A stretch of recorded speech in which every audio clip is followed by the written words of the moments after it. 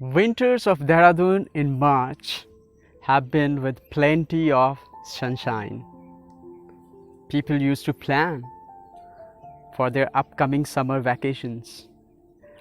But this going winter has given us some new words into our vocabulary: COVID, quarantine, lockdown. The world, which was a global village, seems a different planet. Tourism stopped. But believe me, life find its way. We are going to travel again. To strengthen that belief, I have started a series of interviews.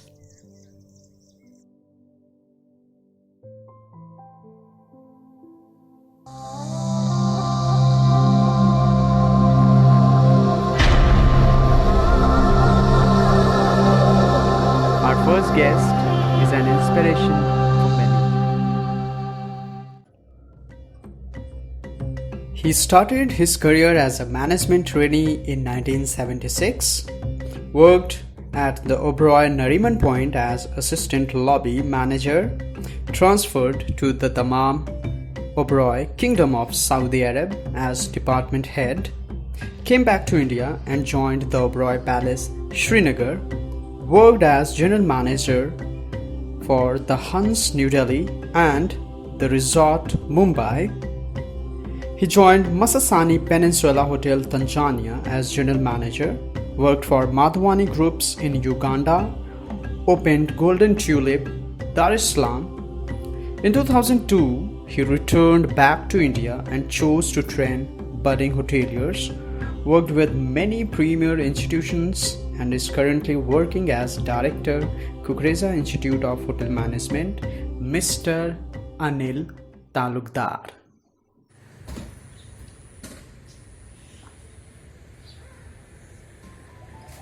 Hi, sir. Hi. Welcome. Please come. I hope I haven't disturbed you, No, sir. not at all. Please come. No? Okay. Oh. Wow, such a lovely shirt, sir. Thank you. Right, so what you did during this pandemic and during this lockdown? What was your favorite pastime? Pastime. Well, pastime was a routine that I developed because I had to pass the time. And passing time during the pandemic, I think, is probably the most difficult thing for anyone to do. Right. So I would actually treat my day as a normal working day. Get up in the morning, do exactly what I used to do when I used to go to work, and then have my breakfast. The only thing different was that I used to play a little bit more of the game that I started developing Wow. a love for, which is table tennis. Okay. And I play that on my terrace. I have a table tennis table and I have a resident partner, so I have no problem. And twice a day, table tennis interspersed with a little bit of work on the computer. And watching a late night movie is how I pass my time. Great. You didn't invited me to play. Okay. Yeah, so the next question is, what was the most South myth you heard related to COVID? Oh my God, the newspapers, the tabloids, and I think the social media have been, spending a lot of time on this. And Right. two things really did strike me. It's quite amusing, and one was, of course, the fact that one of my students, in fact, right in the beginning, as the pandemic started, came to my office and he said, "Sir, I've had good news for you." I said, "What is that?" He says, "Sir, if you drink alcohol, you'll not get COVID." And I was Wow. quite taken aback because these are exactly the things we tell our students not to do. And then the second thing was, of course, the fact that someone said that sunlight would prevent the onset of the virus. And so if you see me any day sitting out in the sun and drinking a whiskey, I'll be actually fighting COVID. So my next question is, you have worked in so many countries, but where did you enjoy working a lot? I've been overseas for a long time, so Right. about 50% of my entire career was spent overseas. First job was quite challenging. Was in Saudi Arabia at the Dammam Oberoi, which is a new pre-opening property, and perhaps one of my most biggest challenges as a lobby manager. But having said that, I would say Africa, where I spent 10 years, Wow. was the most enjoyable of my entire career. I spent most of my time in Tanzania, a little bit in Uganda, and some time in Kenya. So that's East Africa, well covered. Wow, wow, wow. So, are you going to visit Tanzania again? Oh my God, that's a good question. I was about to, in fact, go to Tanzania. I was Okay. going to Dar es Salaam to visit my old hotel, where I'd been invited by the owners. And 23rd of May, I had been booked 2020. As you can see, I'm still here and I hadn't gone because, thanks to the pandemic, all my plans have been shelved. Right. Okay, so the next question is, sir, what was the best guest feedback you have received? Guest feedback. Well, I'll start with an amusing anecdote for you first. My first stint was at the Oberoi Sheraton, which is Okay. today the Trident in Bombay, at Nariman Point. And at the Sheraton, I was posted there in 1978 as an assistant manager in the lobby. Being in the lobby, it was, I think, one of the best opportunities for me to meet people from various countries, particularly the Arabs, who had started coming into Bombay. Happily, because Mr. Oberoi had been praying for some business. The hotel had been doing pretty badly, and of course the overheads, having reclaimed the land from Bombay, from the sea, it was very expensive to run, and the Arabs saved the day. So there's this particular incident where Mr. Khalifa Al Khalifa was a regular guest from Bahrain. He used to come, I think at least once or twice a month he'd be there. Okay. What he was into, God alone knows, but every time he would walk in, the whole hotel would light up from the doorman onwards when they came to know that he was arriving. Because from the doorman onwards to whoever he met, right up to his room, he'd hand out 100 rupee notes. So I had my friend, my colleague Ashraf, who would also stand by once or twice, purposely, and I had to pull his leg many times to get out of the way. And of course, guest comments. There was the ambassador of the USA in Jinja in Uganda who sent me a letter. Amazing. Yes, she said it's a preferred venue for all embassy staff that were based in Kampala. And she sent me a letter to that effect and appreciated the services I'd given her. That was one good guest comment. Yeah, everyone is talking about the new normal. What is your view on this, and how can we personalize and renew our service? Well, I would say unlock is the new norm. The pandemic, which is a forced break, has given the tourists and the tourism industry a rethink as far as travel is concerned. Sanitation and hygiene, in fact, have become the number one in a list of non-negotiables. And it is also about restricting numbers and managing them better. So smaller groups and larger spaces. Innovation is the name of the game as the pandemic rages on now. Luxury hospitality brands like the Taj, ITC, and Lalit have started something that you would probably never imagined some months ago, and that is home delivery of dishes from their Michelin star chefs. Then travel companies like SOTC, for example, have rolled out packages, destinations in India and overseas with insurance cover that covers hospitalization in case of COVID. At present, each of the 29 states and union territories in India have their own travel and health protocols, unfortunately, and it becomes a little complicated for people to travel. Right. A centralized policy is needed, so the traveler, who's going to be our guest one day, obviously, at the hotel, they are not harassed, and the transit is done smoothly from one state to another. That would really help. Right. The next question is, so what is the scope of hotel management post-COVID? Good question. I think that's what everybody is waiting for. Right. Well, that's sometime in the future, I guess, which might at this time be uncertain. Eventually it will be over. Right. I imagine that there will be a rubber band effect. Okay. By that I mean some hardened travelers today have been actually made to stay at home. Okay. They've been locked in other words. Right. And once the lockdown is over and post-COVID, they'll be getting on the travel bandwagon, and the tourism industry will be no doubt rebound and become more vigorous than ever before. So if a student is going to join the industry, the hotel industry now, or become a student in a hotel management college, I think this is the best time for him, because 4 years down the line, the hotels will lap him up. Right.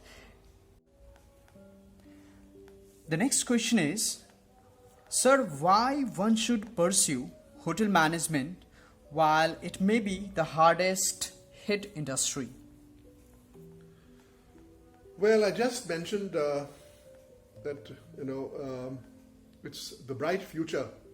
A student who joins today would be confronted with when he or she graduates in 4 years' time. I think this is probably the best year to join an undergraduate course in hotel management. Great. So, did you got anything new to show me? Yeah. Maybe you'd like to see my collection of liqueurs. Let's go to the bar. Okay, yeah. Please come. So here we have Amazing, so. Tia Maria, we've got Bailey's Irish Cream, Drambuie, Amaretto Serrano, that's of course an almond liqueur, and of course we have Cointreau, the last. Wow. The one that's golden over there is the Bottega sparkling wine, one of the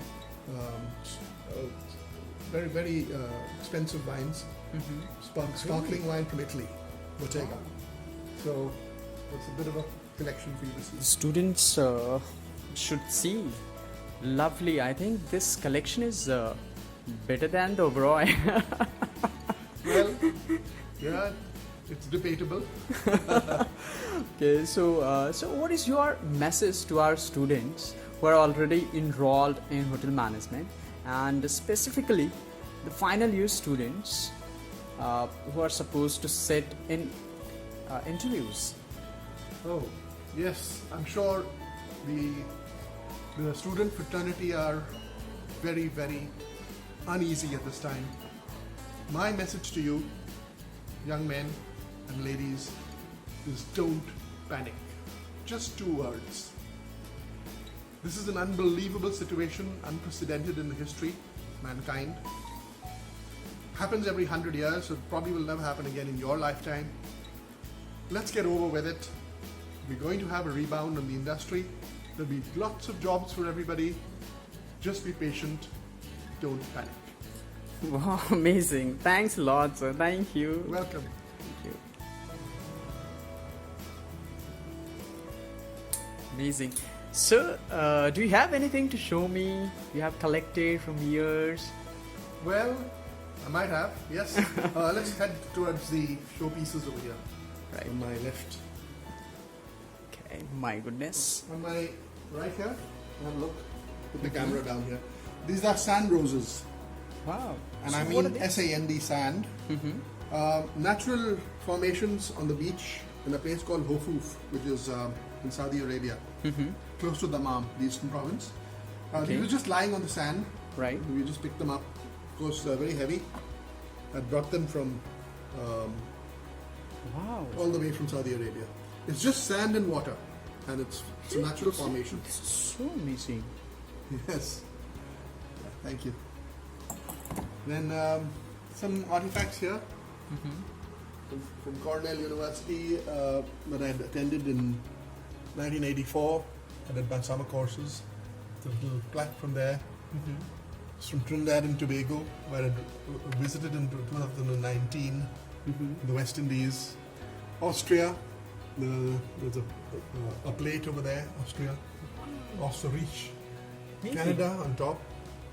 I've been to Montreal, I've been to Toronto. Great. That's the Lake District in England that I've been to as well. Graz in Austria. And of course that's New Zealand, which was my latest visit in 2020 in January, just before the pandemic. Lucky. Yes. This is from Malaysia, it's Puta. From Selangor, Puta. From Malaysia. Amazing. Yes. Picked this up in Niagara Falls when I'd gone there last year, in 2019. In all this, you can see the blue from Delft. Delft blue is from the Netherlands. Yeah. This is a little made of walnut wood. As you can see, the Oberoi Palace with my name on it inscribed. Thai 1988. So Great. this is Travel Agents Association of India. We had a convention there. Easy. So these were given to every guest with their name on it, with dried fruits inside. So they all were thrilled to take this home as a souvenir. Amazing. This These are of course some crystal that I've collected from here and there. This of course is something also unique. It's called iron wood and is available wild in Africa. So the black that you see here is ebony and it's just been polished. It is the natural color of the wood. It's actually black because you can see the bark which is at the back and how it's been carved. So they're very, very good carving skills in Tanzania. Amazing, sir. It's paper mache from Kashmir. I've been to Srinagar, Kashmir, so there's one here. But you can look at the lamp on top there, next to the big vase, the vase over here. Yes. This one here, made out of paper. Can you believe What is it? Yeah, that's paper, completely paper. Is that true? Yes, paper mache. And this is one of their skills in Kashmir they have. It's amazing, really. Amazing, sir. And then if you can come here, I went to Egypt. So you can see Tutankhamun's plate over there. Right. That's the king, probably in the 3rd century. This is a little souvenir from the Damam Oberoi, the plate. Yeah. Wow. And of course, a little bric-a-brac. This is the latest one that I got from New Zealand. It's a poa shell. And it's natural. It's really beautiful. It's so nice. Yeah. They make a lot of jewelry out of this over there. Yeah.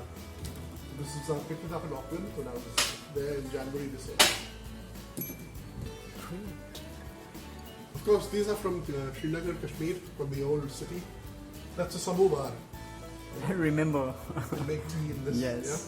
Of course, you can smoke the hookah when you feel like it. Yeah. So these are some pictures. This is with Amir Khan. My goodness. And here we have, of course, the famous actor who acted as Gandhi in the film. Right. And of course, Saif Ali Khan's parents, the Nawab of Pataudi and Sharmila Tagore. Some old memories. Wow. So it's like a museum here. Thank you so much. Yeah.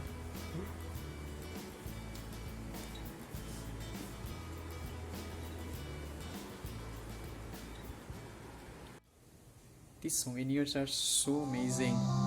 And it's time to take my leave, sir. Thanks a lot for your interview. Oh, it's been a pleasure talking to you.